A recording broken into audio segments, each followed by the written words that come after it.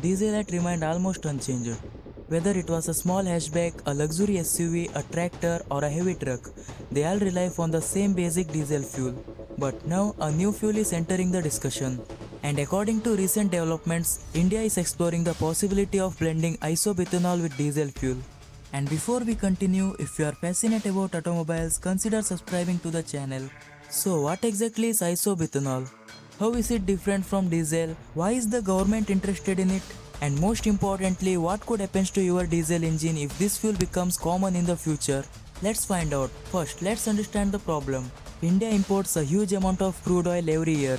This not only costs billions of dollars but also makes the country dependent on global oil prices. Whenever international oil prices rise, the impact is felt anywhere from transportation cost to everyday product. Because of this, India has been looking at alternative fuels and fuel blending strategies. This is where isobutanol enters the picture.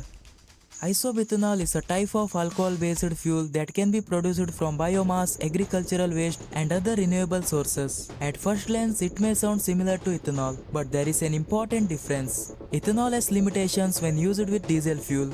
Diesel and ethanol do not mix very well and can separate under certain conditions. Isobutanol on the other hand offers better blending characteristics and is considered more suitable for diesel applications. This is one reason researchers and fuel experts are interested in it.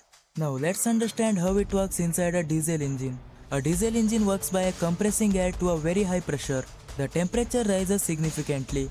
When fuel is injected into this hot compressed air, it ignites automatically. Unlike petrol engines, diesel engines do not require spark plugs for combustion. When isobutanol is blended with diesel, the engine still operates on the same diesel combustion principle. The fuel system, injectors, pistons and combustion chamber continue to work in the same basic way. However, the properties of the fuel changes slightly. This can influence combustion quality, emission, efficiency and engine performance. Now comes the big question. Is this good or bad for diesel engines? The answer is not completely black and white. Let's start with the advantages. One possible advantage is cleaner combustion. Because isobutanol contains oxygen within its molecular structure, combustion can become more complete. This may help reduce certain pollutants and smoke emissions. Another advantage is reduced dependence on imported crude oil. If isobutanol can be produced domestically, it helps improve energy security. There is also interest in its renewable nature because it can be produced from agricultural feedstocks and biomass. Some studies have also shown improvements in combustion characteristics when used in appropriate blend ratios. But there are concerns as well. The first concern is energy content. Isobutanol generally contains more energy than ethanol. It still has less energy than conventional diesel. This means fuel economy could vary depending on the blend percentage being used. Another concern is long-term capability. Fuel pumps, injectors, seals and other components must be tested carefully before higher blend levels can be adopted. Modern diesel engines are extremely precise machines. Even small fuel property changes can affect performance if not properly engineered. Cold weather performance and storage stability are also areas that require testing before large-scale implementation. This is why fuel blending programs usually begins with lower blend percentages rather than immediate large-scale changes. So does this mean diesel vehicles are in danger?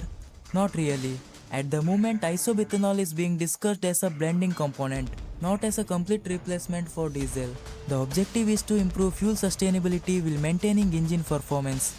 The success of such programs will depend on extensive testing, manufacturer approvals, and real-world performance data. What is clear is that future of diesel fuel may not look exactly like the diesel we use today. The fuel itself is evolving, and isobutanol could become one of the most important developments in that evaluation.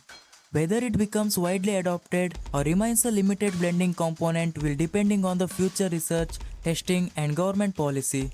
But one thing is certain, the next chapter of diesel technology is already being written, and isobutanol may play a major role in it. What do you think about isobutanol blended diesel? Would you be comfortable using it in your vehicle? Let me know in the comments.